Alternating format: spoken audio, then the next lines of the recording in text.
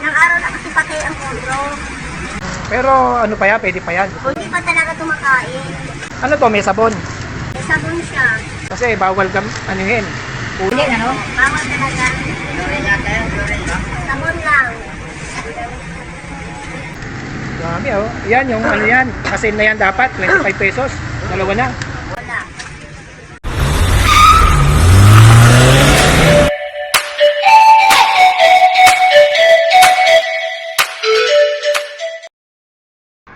Welcome back mga Junakis. Ito na naman ang inyong daddy para sa panibagong episode ng ating vlog.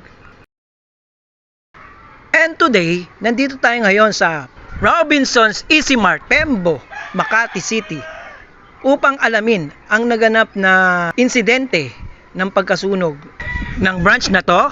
So, tignan natin at alamin natin kung ano yung tunay na nangyari dito sa tindahang ito. So, ano pang hinihintay natin?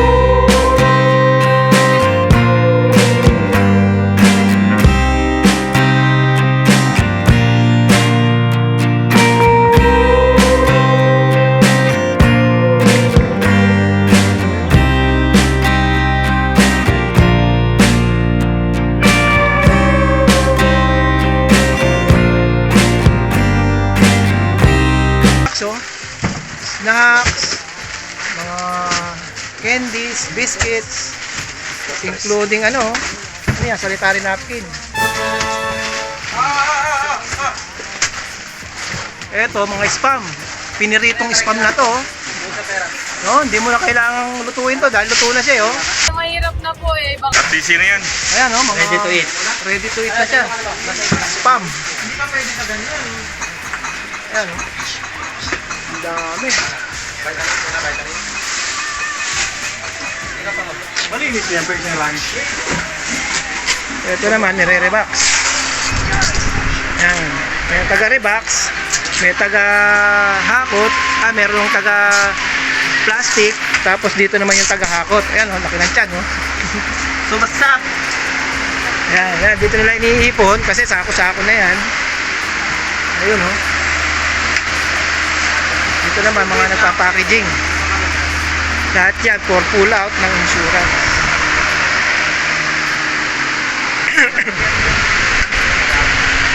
Ayan. Mga soft drinks, oh. Soft drinks. Kumulo siguro yan, o masusunog, no? Kumulo na yan. Tulak tayo ni ate. Ito naman ang itsura ng selling area. Ayan.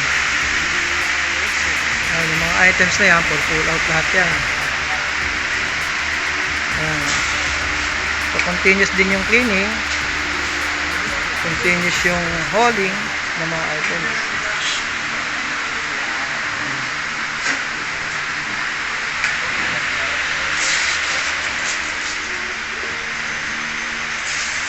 Kung dati ito, punong-puno ng mga items, ngayon, bakante na lahat kasi lahat ng mga items dito, papalitan. Papalitan ng bago. Na-damage man o hindi, lahat pull out. Para palitan ng bago. Ano, mga apple cider vinegar, oh. Nausukan. Kasi ang nangyari dito, yung warehouse lang yung nasunog. Ang selling area naman hindi. Kaya puro mga goods pa yung mga items na yan. So lahat ng mga nakasako na yan, pull out yan.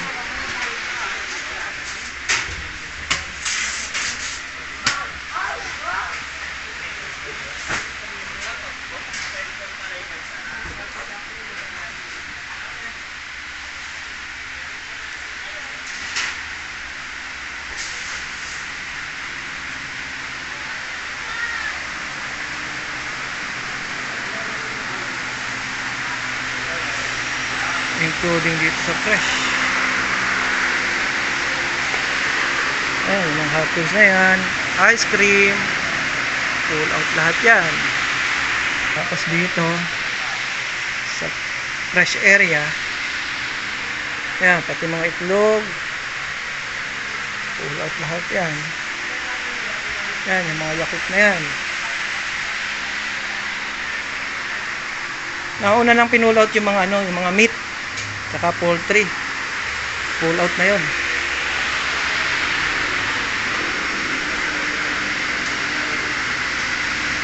So, itong mga ice cream na yan, pull out din yan. Tapos, yan yung mga hotdog na yan. Lahat yan, mga frozen novelties, mga ice cream, lahat yan, ipo-pull out yan lahat ni insurance. Puro goods pa yan, mga yan. Yan pati yung mga skinless longganisa, mga delicatessen natin, kay insurance lahat mapupunta yan. Ayan na, mga na-rebox na ang mga items na for pull out ng insurance. Yan, at medyo maliwalas na ang buong selling area. At dito, sinimulan na nilang linisin lahat ng mga shelves, no? Tinanggal yung alikabok, yung lahat ng mga dumi, including yung mga boarding ng mga gondola, no? Kasi ibabalik natin yan dyan. So, linis-linis lahat, pati yung mga noodle rack na yan. At nag-start na rin ang mga construction na mag-repaint ng mga kisame kasi nga nausukan, umitim, including yung nasirang pader ng warehouse. So, lahat yan nire-restore nila. At yung mga hinahapot nilang nasa plastic bag, mga good items din yan, naubusan lang kami ng karton. Diba? Ang dami niya, no? Tiba-tiba sa insurance niyan. Wow!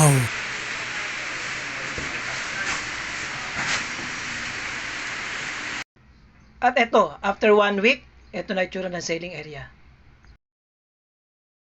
And after 16 days of rehabilitations, eto na. Tumatanggap na uli kami ng deliveries at back to normal operation na kami.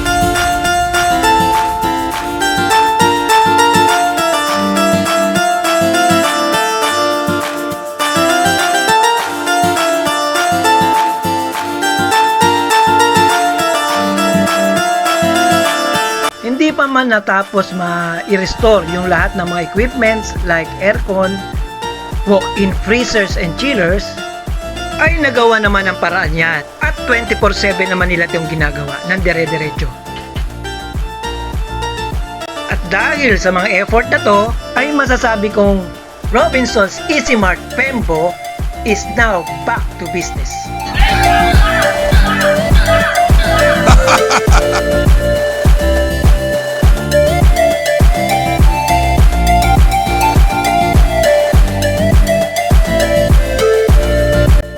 At dahil natuwa ang management sa bilis ng mga paggawa, ay alam na, pansit-pansit na.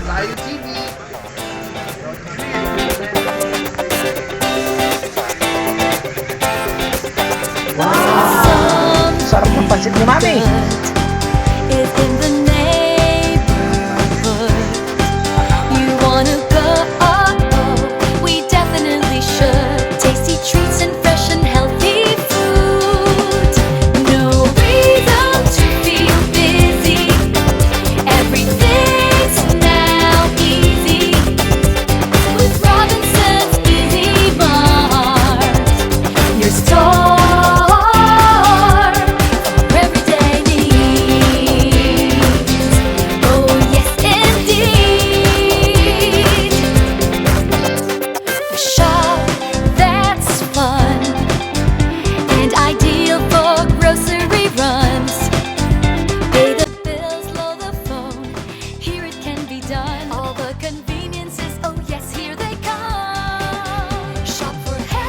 Mga ano Thank you sa sa mga sumuporta, lalo mga setup team. Lahat dahil sa inyo, dahil Your store, everyday needs. At dahil mission accomplished na naman tayo, dito na rin natin tinatapos ang vlog na to. Once again, this is your Daddy saying, stay safe, ride safe, and God bless. Bye-bye!